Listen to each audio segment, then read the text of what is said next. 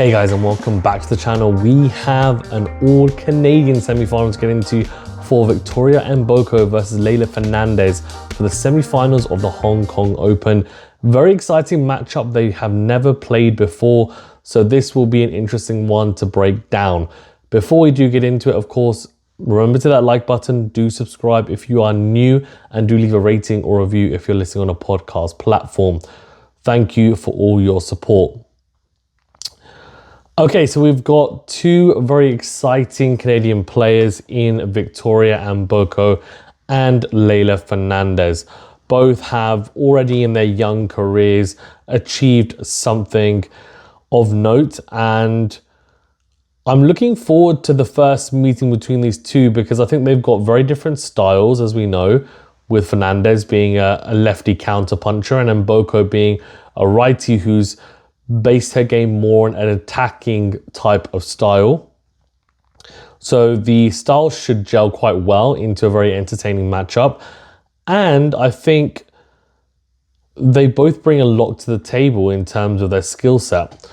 And I'm sure it'll be special for both of them to play someone from their own country. There'll be some bragging rights because they are currently ranked very close together in the rankings. Mboko at 21 in the world and Fernandez at 22. So we're going to talk about their route to the semi-finals very briefly. Then I'll break down tactically how I think it might play out and then ultimately give you guys my prediction.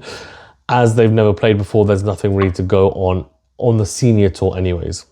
So for Mboko, she has looked pretty good. Beat Gibson in 3 sets and Ayala in 3 sets.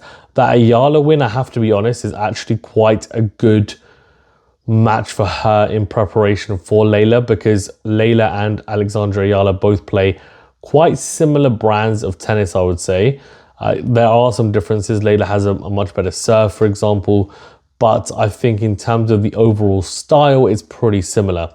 And Mboko then beat Kalinskaya 6-1, 3-1 walkover, and now she finds herself in the semi-finals. For Fernandez, she's looked good, hasn't dropped a single set yet, beat Wang, Elise and Castella en route to this stage. So, how does it play out? Well, Mboko definitely has a better serve of the two, at least on paper. Fernandez is a better returner though on paper. So, the serve return dynamic, I think I would edge slightly towards Mboko because I think she's a better server than Fernandez is. Sorry, she's a better returner than Fernandez is a server, for example. But what I will say is that Fernandez utilized the lefty serve pretty effectively. She does try to play to her strengths. And Mboko's backhand is pretty reliable, and she actually is able to hit line quite comfortably, and that could be an issue for Fernandez because as a lefty, of course, that's into her backhand. Fernandez likes to flatten the backhand, take it early. As I said, she's like Ayala in the sense that she likes to take the ball early on the forehand and backhand, short backswing at times, will squat or crouch to take the ball early. And Mboko has a lot of power from the back of the court.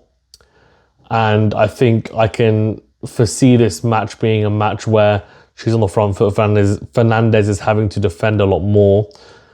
And then it comes down to how well can Mboko execute and be clinical in those rallies when she has the momentum, or will Fernandez be able to, one, find a solution when she's on the back foot and get to neutral and then take over in the point, or will she force errors from Mboko just by defending out of the corners extremely effectively and really making it awkward for Victoria? Well, that remains to be seen, but it's definitely a factor I think to look out for in terms of who's able to handle those moments better. I think in terms of a prediction, I would go with Mboko in 3 sets. That's my feeling.